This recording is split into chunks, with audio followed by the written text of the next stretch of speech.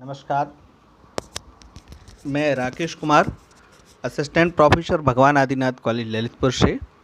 और हम लोग बीएड फर्स्ट ईयर का पेपर पढ़ रहे हैं। बीएड फर्स्ट ईयर में फर्स्ट पेपर है शिक्षा के दार्शनिक एवं सामाजिक परिप्रेक्ष्य, इसको पढ़ रहे हैं। इसकी सेकेंड यूनिट पढ़ रहे थे और कल हम लोगों ने दर्शन मीनिंग ऑफ फिलॉसफी इस पे डिस्कशन किया था।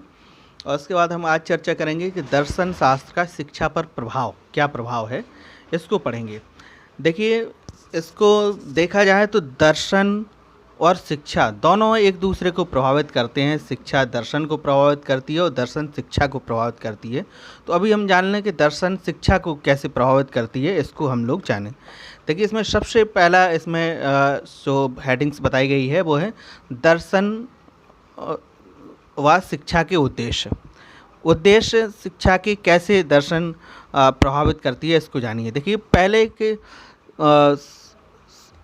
शिक्षक और शिक्षार्थी दोनों जो है के उद्देश्य होते हैं कुछ ना कुछ।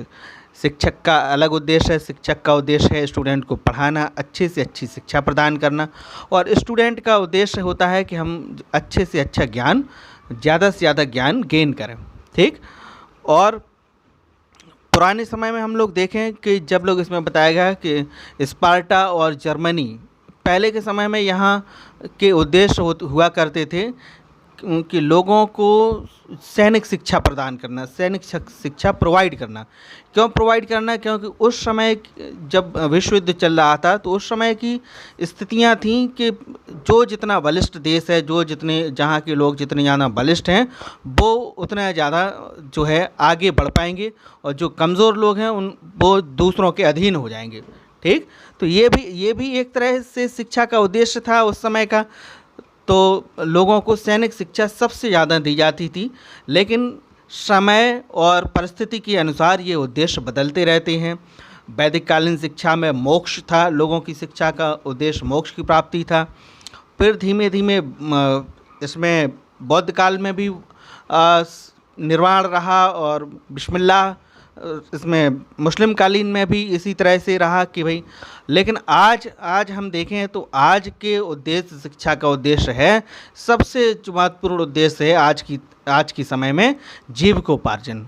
लोगों का शिक्षा अर्जित करने का सबसे बड़ा उद्देश्य यही है कि अच्छी जीविका चलाई जा सके। कैसे चला सकेंगे, इसके लिए लोग बाग तरह तरह की शिक्षाएं लेते हैं और इसी तरह से शिक्षा के उद्देश्य निर्धारित होती हैं। दूसरा इसमें बताया गया है दर्शन व पाठ्यक्रम। तो देखिए, दर्शन पाठ्यक्रम को कैसे प्रभावित करता है। दर्शन में हम लोग देखें प्रकृतिवाद, नेचुरलिज्म ने पाठ्यक्रम को कैसे प्रभावित किया है। देखिए, पहले के समय में शिक्षा टीचर सेंटर्ड होती थी। गुरु ने जो कहा, गुरु का कहा ब्रह्म वाक्य होता था। लेकिन अब ऐसा नहीं है। आज के समय में प्रकृतिवादियों ने करिकुलम को चाइल्ड सेंटर्ड कर दिया है कि स्टूडेंट को ज़्यादा से ज़्यादा आना चाहिए, ज़्यादा से ज़्यादा स्टूडेंट गेन करे। इसके लिए उन्होंने कहा है कि स्टूडेंट को आप फ्री डिसिप्लिन में रखिए, ज़्यादा ना डांटिए, ज़्यादा उनको टेंशन ना दीजिए, और पाठ्यक्रम लचीला पाठ्यक्रम बनाइए जिससे स्टूडेंट ज़्यादा परेशान ना हो और ज़्यादा से ज़्यादा सीख सकें। वहीं आदर्शवादियों ने पाठ्यक्रम में क्या चीज़ डाली है।